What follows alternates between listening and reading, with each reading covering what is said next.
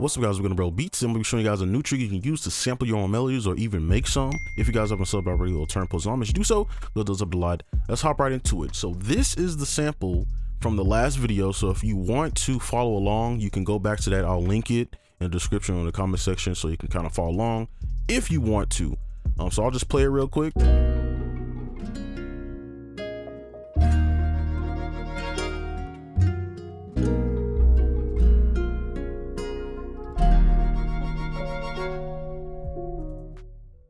Okay, so the next step, what you need to do to make this work is you need to put an Edison on the master.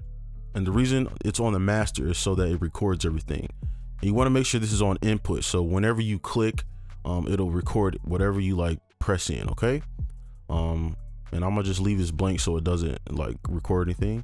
So the next thing you want to do is go to a MIDI that you have and find one that is clean. Now the piano one is clean to me because when I go here, it looks real crazy. So I just chose this one because it's cleaner to look at. And why the visual is important is so that you can actually click things in a, on beat rather than be confused about all these notes, right? So this is why I have mine so spread out, because usually it would be like this. You want to shrink it so you can click over. And basically what we're going to be doing is using this playback to kind of sample our own melody. Okay, now the shortcut for this is Alt. And if you don't know, you can look up here and you can really see any shortcut I'm using if y'all don't know that. But you hold Alt and you right click.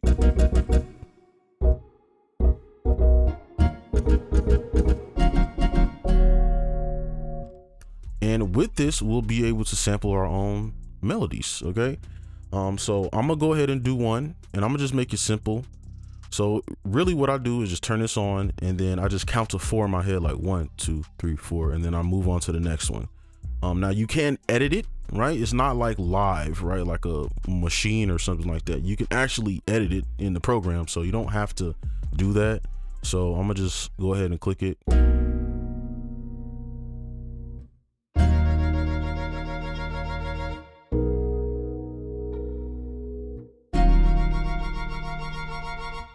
Okay, and from here, you'll have these. Now, I want to redo this, so I'm going to redo it because I want to use this part. I really like the way that sounds. So I'm going to go ahead and redo that, and we can come back, and then I'll show you how to kind of chop this up the right way. Okay, so here's my sample. I just changed up that last chord, and I'll just play it through.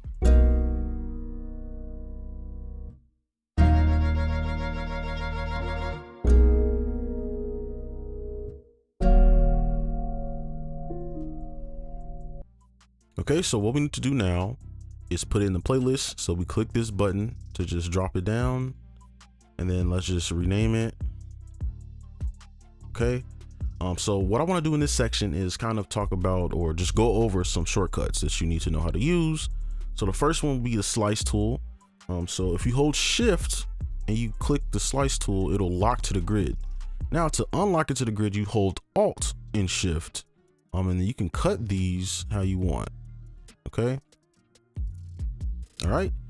So after that, there is something I want to show you. So basically, if you go to grid and you go to events, it'll lock your samples or your tracks to the, turn purple, as you can see, it'll lock it.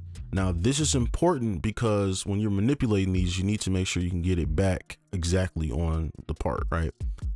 So basically what I'm gonna show you now is how to shift it. And I don't know why they don't have this somewhere in here, like to tell you how to do it, but basically you hold shift, and if you scroll, you can fine tune where this actually moves, as you can see, right? Let me put this back, and this is important for when manipulating samples, so you can kind of get it perfectly on the grid. All right, and then the last thing is you hold shift in between these, you can actually move it across. So you can see I'm expanding this sample, right? And then I'm expanding this one. Okay. Now the reason this is important, because if you come up here to stretch, turn that on, you can actually stretch the samples across the timeline however you want. And a lot of people don't know this, right? And now it will kind of make up but you can do that across the whole thing, right? And it'll fix it however you like. Okay.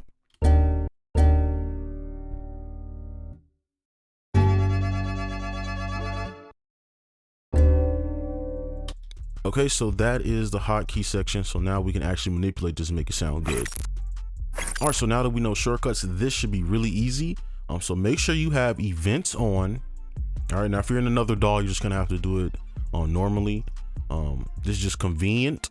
And then make sure you have stretch on. And then you just wanna pretty much just stretch this until it hits every single one. And that should be good enough. You can see it'll stretch everything out. Don't worry about the overlap, that's fine. If you wanna take it out, if it bothers you, go ahead. And then at the end, let's go ahead and go to bar, slice, and cut it. And then from here, we just right click, consolidate this track from start. And then now we have our own little sample here, okay?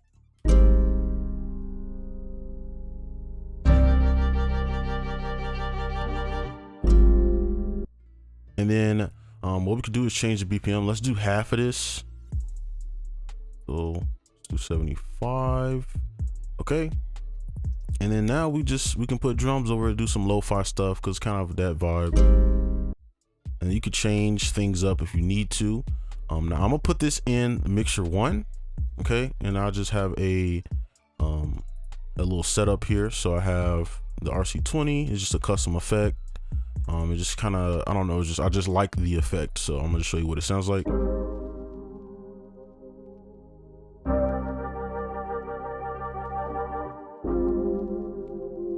Right, this sounded good on the regular melody up here, so you know I figured it would sound good on the sample version. So that is it. That's the processing on that. You don't have to add this. This is just something I personally like. So now we can just add some drums for the outro beat, and that's pretty much it for the trick or whatever I want to show you.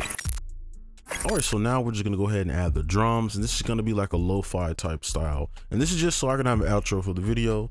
I might speed it up a bit because I don't want this to take no more than 2 minutes. If I do anything like creative, I'll show it real time, but for the most part, I'm probably just gonna slap the drums down. Okay, so I'm gonna go ahead and do that. So.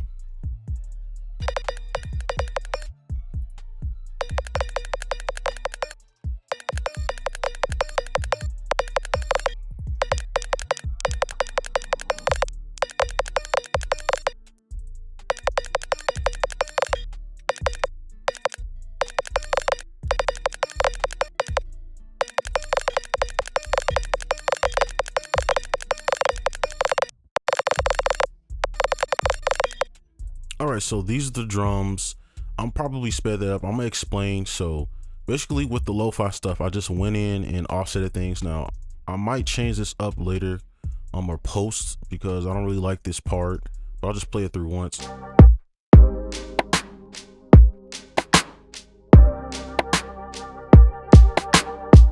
Like I don't like that part, but we'll fix it later. So I'll just go through each sound so you can see.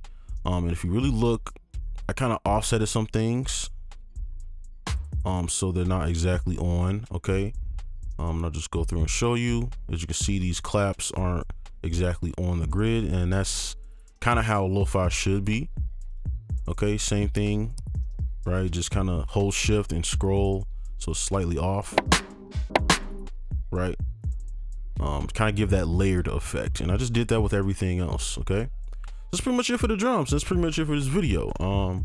Hopefully that helped out. I don't know if you wanted to see the drums real time or not, but yeah, that's gonna be it for this video. Hopefully the trick will help some of y'all out. Maybe it's a new way you can kind of make melodies now rather than just doing the whole, you know, piano roll thing. But that's it for this video. Hopefully you enjoyed. Make sure y'all like and subscribe if you're new, and I'll see you in the next one. Peace.